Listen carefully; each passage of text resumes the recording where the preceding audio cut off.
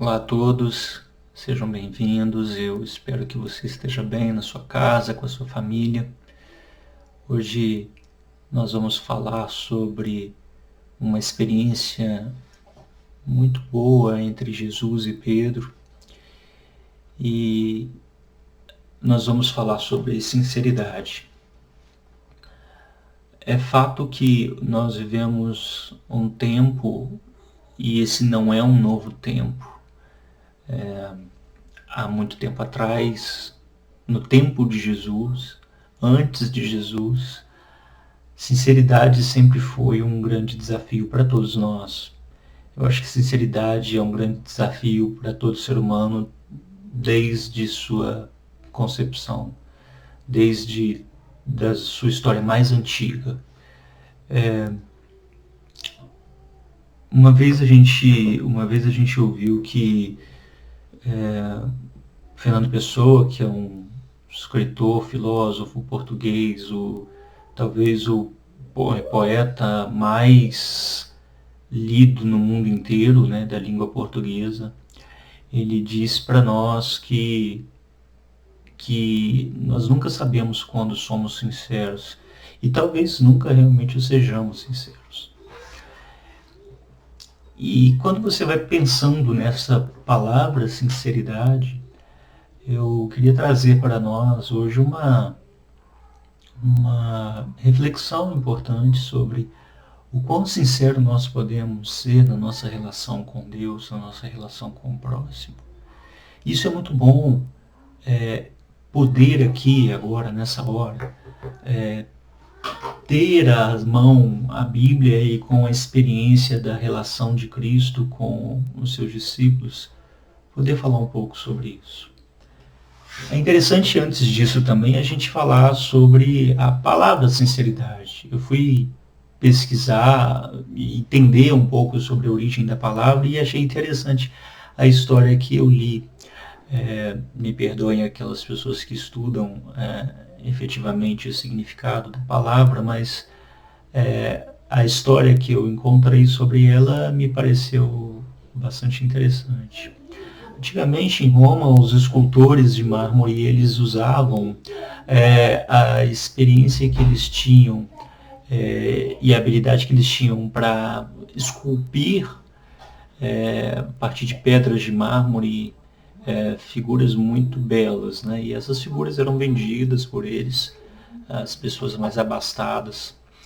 E alguns escultores não muito honestos, eles trabalhando a escultura deles, eles encontravam algumas fissuras, né? E aquilo desvalorizava a escultura. Então eles pegavam um pouco de cera e preenchiam aquela escultura com cera. Depois lustravam e vendiam ela como se fosse uma peça perfeita. A pessoa que comprava aquela escultura, então, ela trazia ao longo do tempo, ela via ao longo do tempo que alguns pontos da escultura começavam a abrir suas fissuras, isso porque a cera que estava ali ia se desgastando. E elas então ficavam imperfeitas. Daí a pessoa que comprou descobriu que ela tinha sido enganada por um escultor desonesto. Os escultores honestos, então, eles vendiam as suas peças e declaravam que aquelas peças não tinham cera. Do latim, essa expressão significa sine cera. E então, a partir da expressão sine cera, esse traço de honestidade no comportamento desses escultores honestos, nasce a palavra sincera, sinceridade. E essa sinceridade, ela vem então da origem daquilo que é honesto, aquilo que é mais transparente possível. Bom, então como nós somos na relação com Deus, como nós somos na relação com os nossos amigos, com os nossos colegas de trabalho, com os nossos familiares, há sinceridade, nós temos sinceridade em nosso coração? Então é sobre isso que eu queria conversar com vocês. Então a nossa reflexão, ela parte de alguns textos e a gente começa com o texto de Mateus, capítulo 16. E lá por meio do capítulo você vai encontrar Jesus fazendo uma pergunta para os discípulos. Jesus vai começar com uma pergunta sincera. E ele pergunta para os discípulos: quem vocês acham que o povo pensa que eu sou?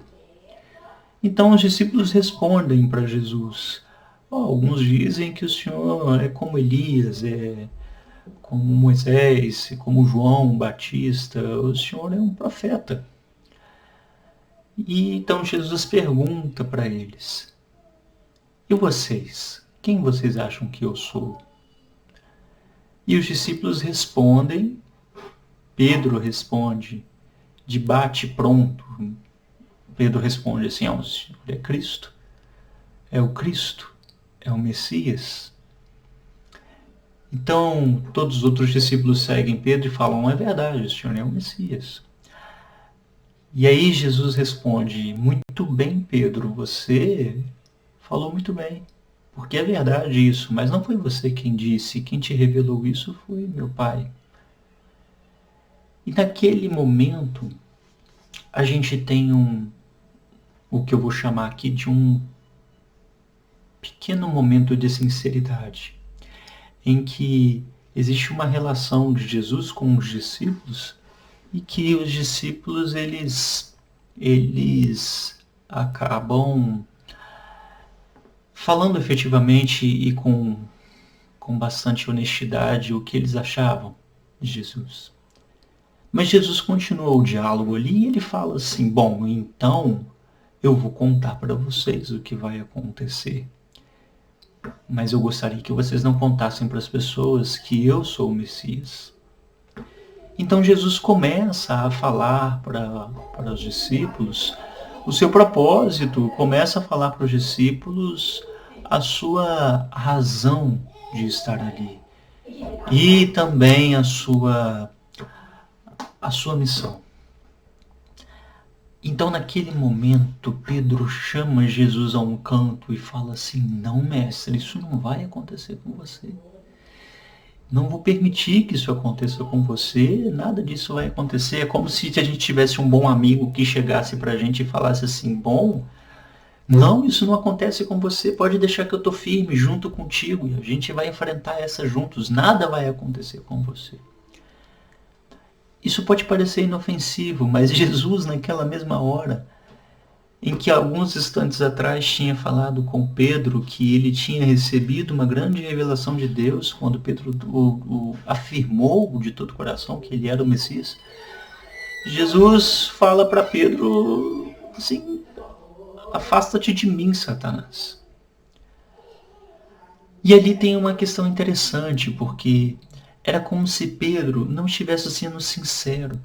É como se ele estivesse respondendo a Jesus ou indagando Jesus e se sobrepondo a Jesus de acordo com seus próprios interesses e não de acordo com os interesses ou com a vontade de Deus sobre a vida dele e da vida de todas as outras pessoas.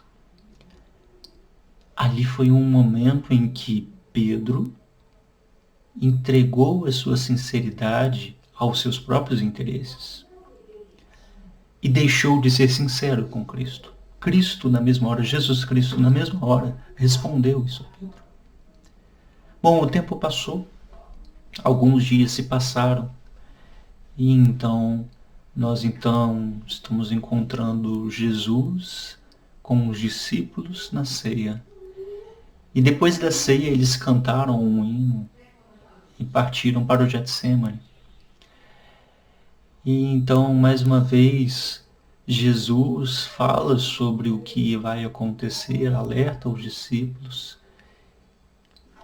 Então, Pedro, mais uma vez, aparece e fala: mas se isso acontecer, eu também vou estar junto contigo, eu estarei ali, a gente vai lutar juntos e nem que eu tenha que morrer. E aí Jesus fala para Pedro: Pedro, você vai me negar, inclusive, e vocês todos vão fugir. Jesus deu uma resposta sincera a uma resposta não sincera de Pedro, porque Pedro mais uma vez tinha entregado a sua sinceridade aos seus interesses, às suas convicções, a todas as suas ideações, a tudo aquilo que ele tinha colocado como o que era o melhor, segundo a visão dele mesmo na relação com Cristo. Mas o melhor é a vontade de Deus. Então, seguindo, Jesus volta do seu momento de oração, momento duro de oração. Judas aparece com os guardas. E mais uma vez, Pedro reage de uma forma dura, atribuída a Pedro a reação de tomar uma espada e avançar contra os guardas. E aí Jesus repreende Pedro, porque Pedro mais uma vez tinha entregado a sua sinceridade, as suas intenções, aos seus próprios interesses e as suas convicções, e desembainhando uma espada, foi para lutar e pelejar em favor de Jesus, mas contra a vontade de Deus. Então Jesus mais uma vez alerta os discípulos e fala: mas vocês acham que se não fosse da vontade de Deus, eu não pediria uma legião de anjos, várias legiões de anjos, e a gente aqui passaria por tudo isso muito simples? Mas essa não é a vontade de Deus, porque se isso acontecesse, não ia cumprir a vontade de Deus. A nossa relação com Cristo, ela também passa por aí. Jesus, naquele momento, ele defendeu a vontade de Deus na sua vida. Mas a nossa relação com Cristo, em alguns momentos, nós não defendemos a vontade de Deus sobre as nossas vidas, e sim os nossos próprios interesses. Mas o fato é que em seguida todos os discípulos fugiram. Jesus foi levado a Caifás, e Pedro, a Bíblia conta, a gente está em Mateus 26, a Bíblia conta que Pedro foi acompanhando de perto, um pouco mais afastado, como se tivesse escondido e seguindo Jesus. Enquanto Jesus estava sendo interrogado, enquanto Jesus estava sendo levado ao caminho da morte, Pedro, então, eu imagino desconsolado em algum canto, foi indagado por algumas pessoas se ele era o discípulo de Jesus, e ali ele nega Jesus 3 vezes. O galo canta. E, salvo engano, no último versículo do capítulo 26, a Bíblia fala que Pedro ali se entristeceu amargamente. Porque eu acho que naquele momento Pedro entendeu que até ali os interesses próprios estavam sempre buscando a atenção da sinceridade.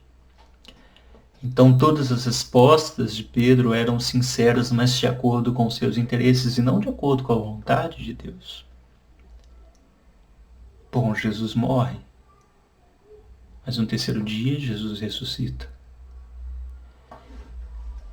A resposta que nós temos de Jesus para Pedro é a resposta que nós temos para nós também. Quando Maria e Maria Madalena vão até o túmulo para cuidar do corpo de Jesus, não encontram mais lá, encontram um anjo. E lá em Marcos 16, 7, vocês vão ver que o anjo fala que ele não está mais ali, mas que era para ela avisar aos discípulos e a Pedro. Isso é interessante, ele destaca, e a Pedro, para encontrar com ele no Mar da Galileia. O que acontece é que depois de um tempo os discípulos eles vão ao Mar da Galileia e resolvem pescar. Então Pedro, acompanhado com outros discípulos, estão lá pescando, e de repente Jesus na praia aparece e pergunta para ele: vocês conseguiram pescar alguma coisa? E eles falam: não. Então Jesus fala assim: joga a rede do outro lado. Eu acho que num exercício de imaginação eu fico pensando assim, Pedro, naquele momento, depois daquela frase, ele deve ter sentido um frio na barriga. Porque o comportamento de Pedro em relação aos outros discípulos é totalmente diferente. Ele veste a sua roupa de novo, ele pula do barco e ele vai a nado à praia ao encontro de Jesus.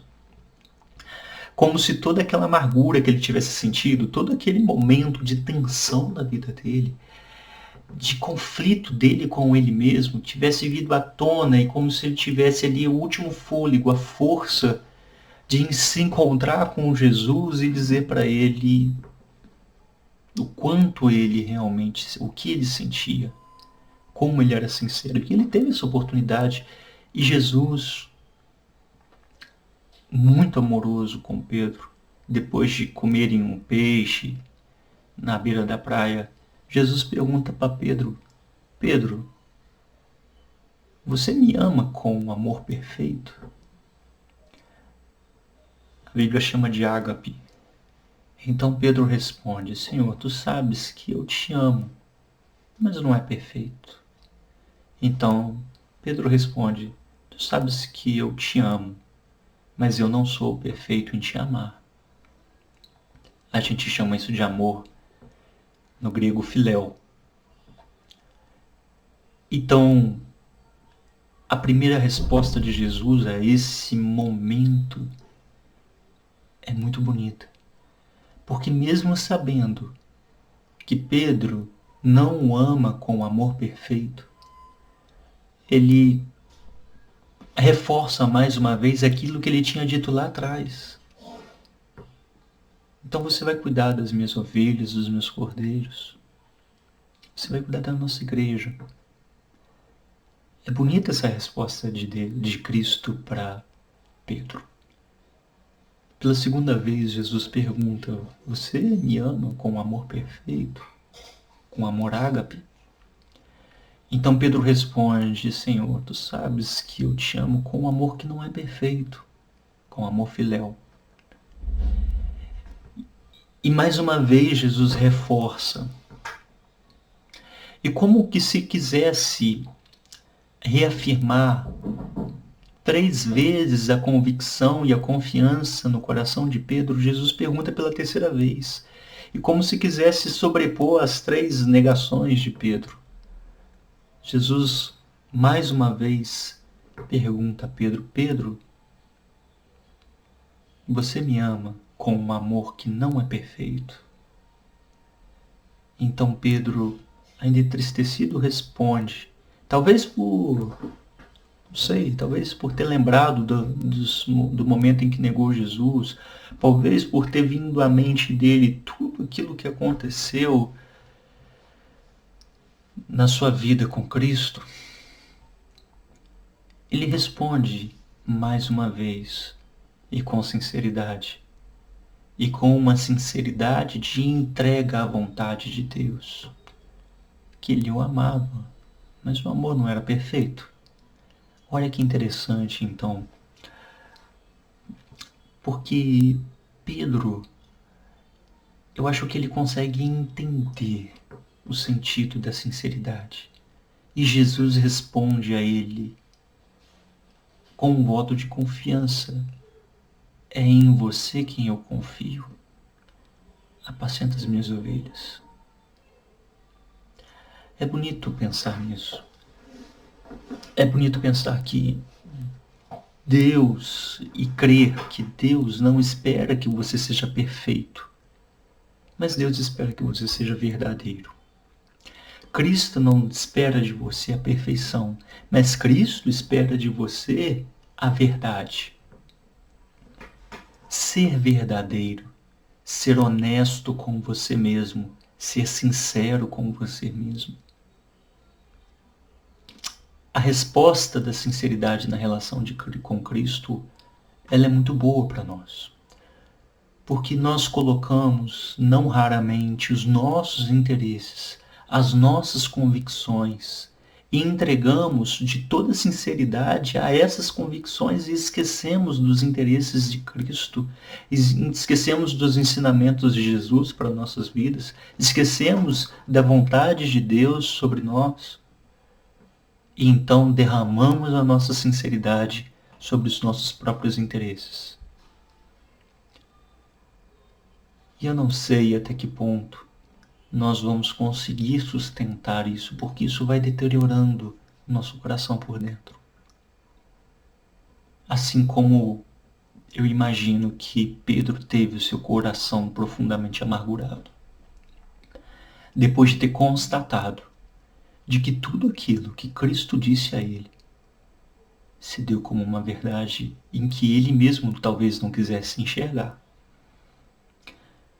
Você, eu, todos nós passamos por isso. É mentira dizer que a gente não entrega a nossa sinceridade ou a sinceridade da nossa vida aos nossos próprios interesses, porque nós somos todos os dias chamados a isso. Eu lembro que Paulo falava isso, né?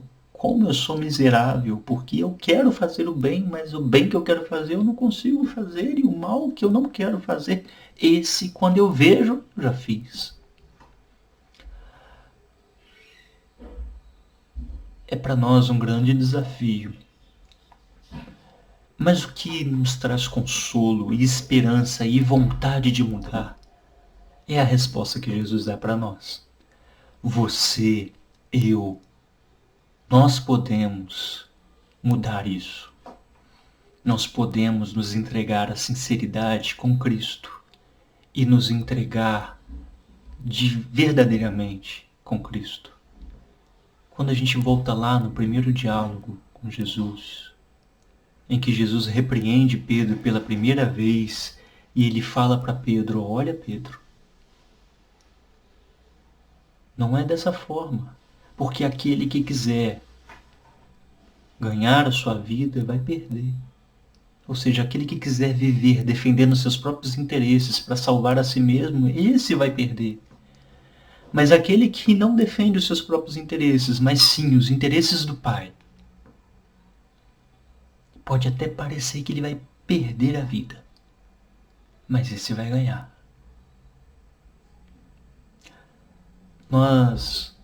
O que nós estamos vivendo hoje não é novidade. Nós já vivemos alguns séculos atrás, no século passado, nós já vivemos várias vezes momentos duros na história da humanidade.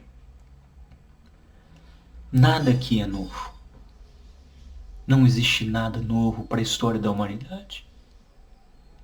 Mas para a nossa história existe. Isso precisa ser respeitado. Então, é normal que muitas pessoas respondam com as suas sinceridades. Mas como nós vamos reagir? Será que Cristo quer que a gente reaja com que tipo de sinceridade? Desembainhando uma espada? Atacando o outro? Agredindo verbalmente o outro? Difamando a outra pessoa? Brigando para ver quem tem razão? Essa sinceridade me parece mais próxima dos nossos próprios interesses. Mas se nós defendemos a sinceridade na relação de amor, mesmo não sendo perfeito, mas naquele pequeno espaço que o amor imperfeito nos dá, a incondicionalidade de amar o outro e de servir, toda essa turbulência vai passar. Infelizmente, nós vamos perder mais pessoas. Eu, por exemplo, no nosso caso, a gente já perdeu um ente da família, amigos de trabalho. Eu já perdi 2. Mas a gente sabe que a vida não se limita aqui. O apóstolo Paulo, São Paulo apóstolo, já disse isso. Se a gente espera que a nossa vida se limite somente a este momento aqui, nós somos miseráveis, infelizes. Porque aqueles que esperam em Cristo não se limitam a essa vida. Mas se nós estamos aqui vivendo a vida que temos, precisamos trazer a realidade da vontade de Deus e do seu reino para a nossa vida. E exercitar uma relação sincera com Deus de qual é a vontade de Deus sobre nós. E não ser sinceros com os nossos próprios interesses. Então, vamos deixar o nosso coração aberto diante de Deus. Vamos deixar as nossas diferenças e pensamentos dos nossos próprios interesses de lado, porque eles vão passar. Daqui a um tempo, tudo começa a voltar à normalidade. Daqui a um tempo nós vamos nos encontrar na igreja novamente, no templo, no tempo certo. Talvez não no tempo que nós queremos, mas no tempo certo. A questão é, como você vai chegar lá? Profundamente amargurado? Ou você vai chegar lá com o coração aberto? Porque enquanto você está aqui, você começou a conversar sinceramente com Cristo. Que Deus possa te abençoar. Que Deus abençoe a sua casa e a sua família. E que a vontade de Deus seja o desejo do seu coração. Em nome de Jesus. Amém. Então tá, fala a oração de novo, ó, bonitinha agora, ó. Ó, Papai comeu. peraí, 1, 2, 3 e... Papai, mamãe, baby, boy, né? Amém. Dá um sorrisinho. Lá. Que vamos cantar a musiquinha do barco, olha lá, ó. Vamos, 1, 2, 3 e... Meu Barco pequeno, que de uma, que cua, mão. e tudo na viagem. Guiar de dinheiro da Amém.